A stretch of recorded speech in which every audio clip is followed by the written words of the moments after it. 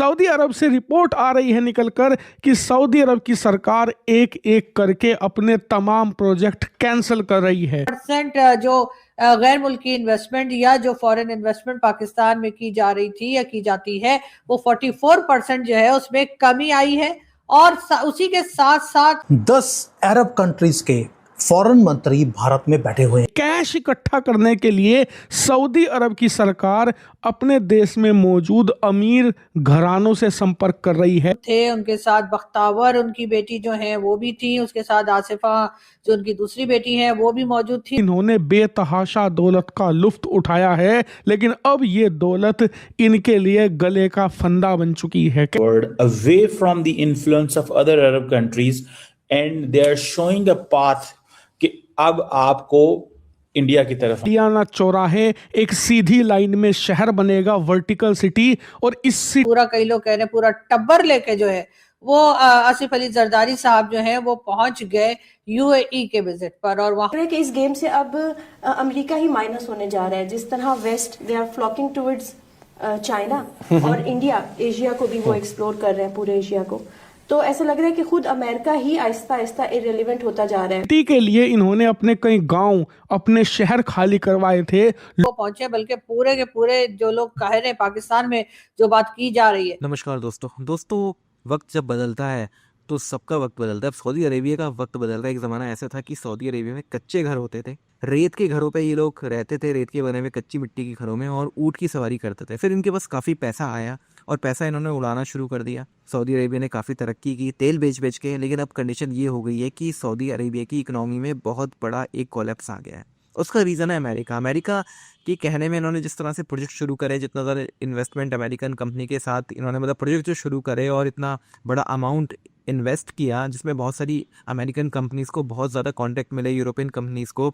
अब कंडीशन ये हो गई है कि वो सारे प्रोजेक्ट बंद होते जा रहे हैं और सऊदी अरेबिया की जो इकोनॉमी है वो बहुत बड़े एक डिज़ास्टर की तरफ बढ़ रही है। हालांकि अभी फर्स्ट फेज़ है, लेकिन अगले 1-1.5 साल में बिल्कुल हमें क्लियरली दिखाई देगा कि सऊदी अरेबिया की इकोनॉमी में बहुत ज़्यादा इश्यूज़ क्रिएट हो जाएंगे और ये ज़बरदस्त तरीके से नीचे जाएगी।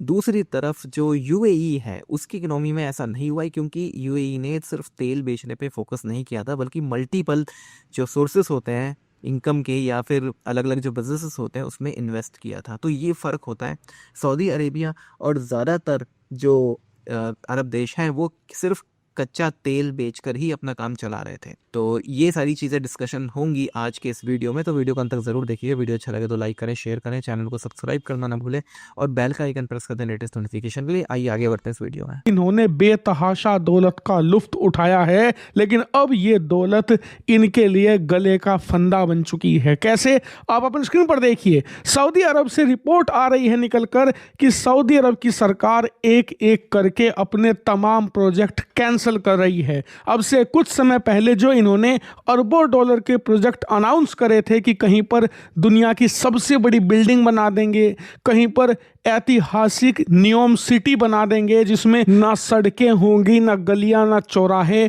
एक सीधी लाइन में शहर बनेगा, वर्टिकल सिटी। और इस सिटी के लिए इन्होंने अपने कई गांव, अपने शहर खाली करवाए थे, लोगों पर भयंकर क्रैकडाउन भी करवाया था, जिससे कि इस शहर का निर्माण जल्द से जल्द किया जा सके।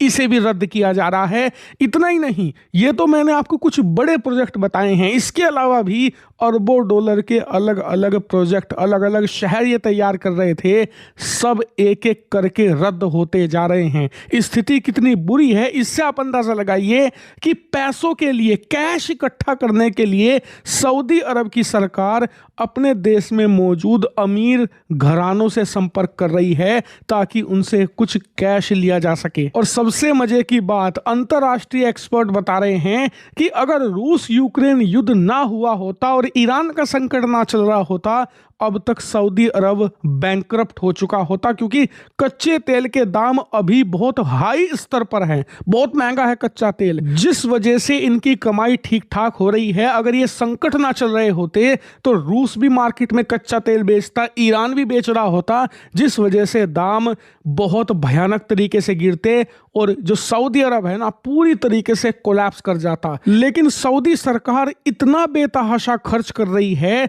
कि अब महंगे दामों पर कच्चा तेल बेचकर भी गुजारा नहीं हो पा रहा, इसीलिए अपने अमीर घरानों से कैश इकट्ठा करने की कोशिश की जा रही है ताकि अपने देश के लोगों की सब्सिडी की भूख को मिटाया जा सके।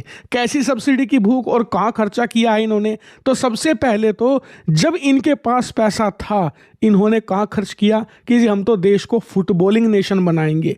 अरबों डॉलर खर्च कर डाले खिलाड़ियों को अपने देश में लाकर खिलाने के चक्कर में। अरबों डॉलर F1 टीमों पर खर्च कर डाले। देश के अंदर $2 ट्रिलियन का नियोम प्रोजेक्ट शुरू कर दिया। अरबों डॉलर के अलग अलग बिल्डिंगें बनानी शुरू कर दी ताकि देश अपने आप को एक मॉडर्न कंट्री दिखा सके दुनिया में। और इसके अलावा देश के लोगों को जबरदस्त सब्सिडी दी ताकि देश के लोग परिवार और राजशाही के खिलाफ ना बोल पाएं, वो मज़े में ज़िंदगी काटें ताकि उन्हें कोई शिकायत का मौका मिले ही नहीं। इसी वजह से वहाँ पर खर्चा इतना तेज़ी से बढ़ता जा रहा है कि सरकार कंपनसेट ही नहीं कर पा रही, खजाना तेज़ी से खाली हो रहा है। और इन्वेस्टमेंट के बारे में भी बात होगी। ये सब बातचीत करने के लिए आसिफ अली जरदारी साहब जो हैं वो यूएई पहुंचे हैं, और यूएई ना सिर्फ वो पहुंचे हैं बल्कि पूरे के पूरे जो लोग कह रहे हैं, पाकिस्तान में जो बात की जा रही है कि पूरी अपनी फैमिली को लेकर गए हैं वो वहाँ के जो यूएई के प्रेसिडेंट हैं उनसे मुलाकात के लिए। यानी कि उनके जो बेटे हैं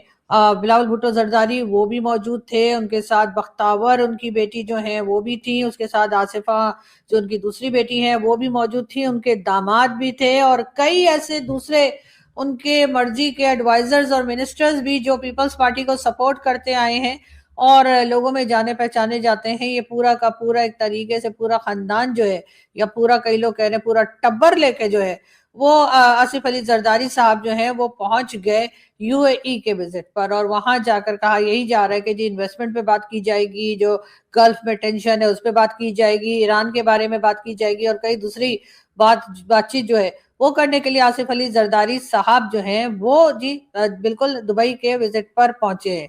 अगर हम पाकिस्तान की बात करें तो पाकिस्तान में बताया ये जा रहा है कि जो 44% इन्वेस्टमेंट जो है, यानी कि जो गैर मुल्की या फॉरेन इन्वेस्टमेंट जो है वो 44% पाकिस्तान में कम हो गई है।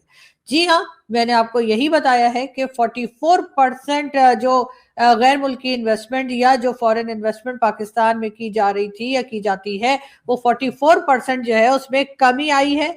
और उसी के साथ साथ जो है बहुत से लोग जिनका बस चला जो निकल पाए वो जी पाकिस्तान से निकल भी गए हैं। और कहा यह जा रहा है तकरीबन 7,62,000 लोग सिर्फ एक साल के अंदर पाकिस्तान छोड़कर किसी भी दूसरी कंट्री की तरफ चले गए हैं।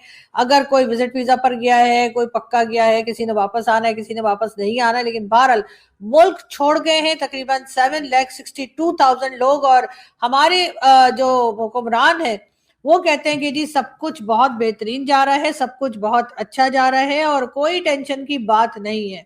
पंजाब में जी जैसे कि आपने देखा कि मरियम नवाज के बेटे की जिस तरह से शादी की फंक्शंस हुए और जो खर्चा किया गया, उसके बाद बड़ी बातें की गई कि जी पंजाब को ऐसा बना दिया वैसा बना दिया। तो कल ही जी पंजाब में जो हाटी गेट है वहां पर जो एक खातून जो थी, लेडी जो थी वो और उनका 10 महीने की बेटी उनकी दोनों जो हैं वो जब उतरे हैं रिक्शा से, कहा यह जाता है कि जी वो कहीं से घूमते फिरते वहां पहुंचे थे अपने हस्बैंड के साथ और रिक्शे की एक साइड से उनके हस्बैंड उतरे और दूसरी तरफ से ये लेडी उतरी अपने बच्ची को। देश बैंकक्रप्ट होगा, आधा अधूरा छोड़ते हैं तो कम से कम $1 ट्रिलियन फूंक चुके हैं, वो मिट्टी बन जाएगा और देश की बदनामी होगी अलग। वहीं